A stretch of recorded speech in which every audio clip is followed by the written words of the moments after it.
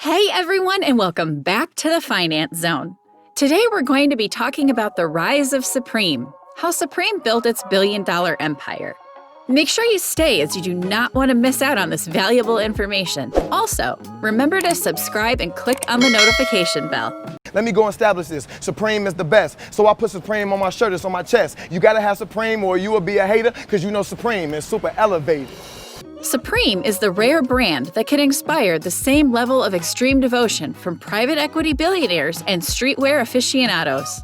The 26-year-old skateboarding and apparel brand is famously shy about publicity, and it only has 12 stores around the world. But that doesn't stop throngs of fans and Hypebeasts, the term for streetwear obsessed, from lining up for hours at a time for the mere hint of an opportunity to buy the latest items to have a red and white Supreme box logo slapped on them.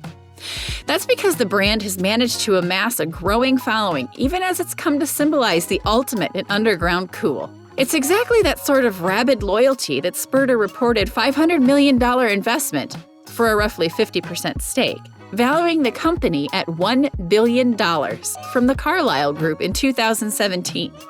Supreme is a private company and does not report revenue, but the company was projected to hit $100 million in annual revenue in 2017, the year of the Carlyle investment, Women's Wear Daily reported at the time. Carlyle's investment had some wondering exactly how a marketing-shy skateboard shop with a cult following fits in the portfolio of a private equity giant that's previously invested in the likes of car rental giant Hertz, consulting firm Booz Allen Hamilton, and Dunkin' Donuts fast food chain operator Dunkin' Brands.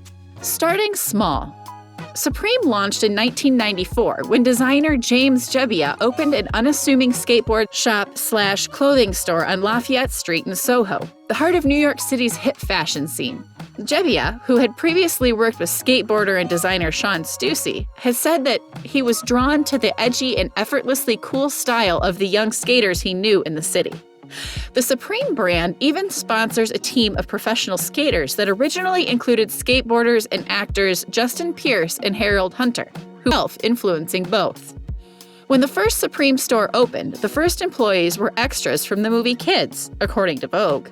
Over the past 26 years, the brand has expanded at a snail's pace, reluctant to relinquish Supreme's standing as a symbol of the underground, in-the-know streetwear fashion scene. It was a decade before Supreme opened a second location in Los Angeles, and today, the brand has 2 stores in New York City, 6 in Japan, and outposts in Paris and London, while a location in San Francisco opened in 2019. Along the way, Supreme's fashion world street cred has been bolstered by high-profile collaborations with the likes of luxury fashion house Louis Vuitton, as well as iconic global brands like Nike, Vans, and Levi's. And whether Supreme is releasing a new line of its own apparel and accessories, or if Jebbia's company is dropping new items from its latest big-name collaboration, it's become commonplace for Supreme fans, dubbed Supreme Heads, to line up for hours on end outside a store for product release events that sometimes sell out in a matter of minutes. Supreme shoppers at these events will pay anywhere from $30 to $100 for a shirt or a hat, and $150 to over $450 for a jacket. Things that never led Supreme to go after paid advertising. Supreme has grown on to become the most massive phenomenon of the clothing brand. Apart from just clothing, Supreme sold stuff like bricks, nunchucks, which even went crazy. Supreme customers were ready to buy anything that Supreme launched. Either they use it or not. Supreme items were considered a valuable piece of art by many. Let's talk about the things that made Supreme superior to many. Scarcity that never stops. If you know anything about Supreme, then it's all about their scarcity launches. Supreme is renowned for launching its product in lesser quantities and building the hype for the consumers to get their hands on Supreme. The scarcity tactics seemed to work for Supreme over the decades, but to our surprise, the Supreme scarcity model wasn't a strategic move. Jebbia shared on many occasions that in the initial days of business, they didn't want to produce in large quantities and run out of money to sustain the business. Slowly, Supreme launched its products one at a time in lesser quantities. Over a period of time, the hype was built around each Supreme product launch. Thus, frequently releasing its unique and outstanding design pieces had made people go mad for its launches. On multiple occasions, Supreme product launches were worthy enough to be mentioned in press releases. The whole scarcity concept for its products made Supreme launches into a mini exponential event. Hypebeasts. Hypebeasts are referred to as the people who have the need of collecting branded accessories for the sole purpose of impressing others. For Supreme, their Hypebeasts mean everything. Hypebeasts could be the main reason why Supreme never got into paid advertisements. These Hypebeasts made a community of themselves. They would go to any extent to get their hands on new Supreme products. Hypebeasts who were collecting Supreme items built a culture around them. Having a new Supreme product in their collection was like a souvenir for them. Check Joe Migraine. He has been a Supreme collector for over 8 years now.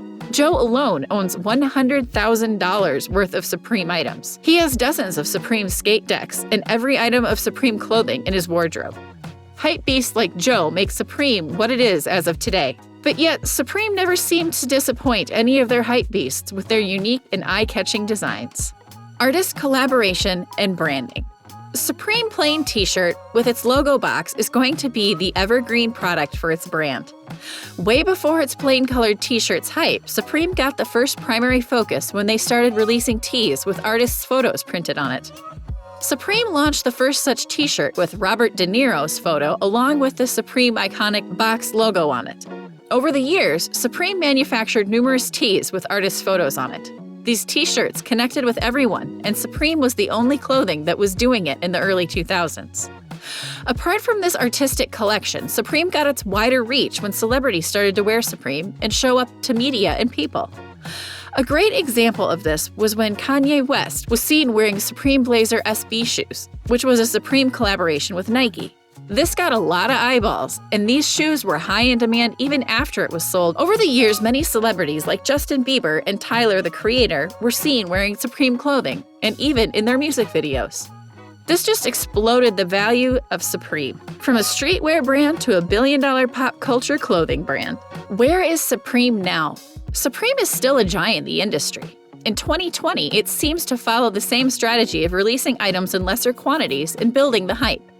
In August 2020, they launched their winter collection with Nike. Supreme items resell value up to 2 to 3 times more than the actual sold price. In the past, even Supreme plastic bags were sold in the resale market, and people are making a living by just buying and selling the Supreme clothing. Supreme seems to be the only brand that has grown so big without much marketing and advertisement. I won't think the Supreme will ever lose its brand value till its resale market goes down. But as it looks now, Supreme is not going to leave the market anytime soon. What to learn from Supreme? It's harder to even match the Supreme standards for many brands, but surely there are a few things we can learn from Supreme in regards to building a brand. Branding takes time. It took Supreme almost 2 decades to stand out in a crowd space like the fashion industry. Branding doesn't happen in a year or 2. It takes more than that to build something sustainable. Build true and loyal fan base.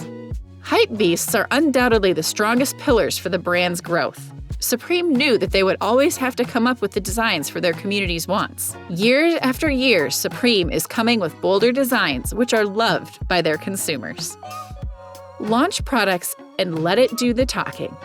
Supreme clearly spends a lot of time creating their designs and scarcity launches. It's one of the main reasons why Supreme is never worried about marketing and advertising, because of their confidence in their design and the hype that is built around launch to make it successful.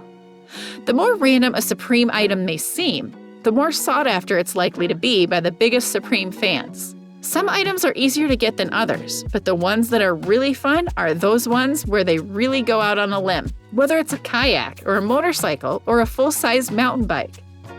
Thanks for watching! While you're here, go ahead and click one of these 2 videos on your screen. And don't forget to like, subscribe, and comment below. See you there, and thanks for watching!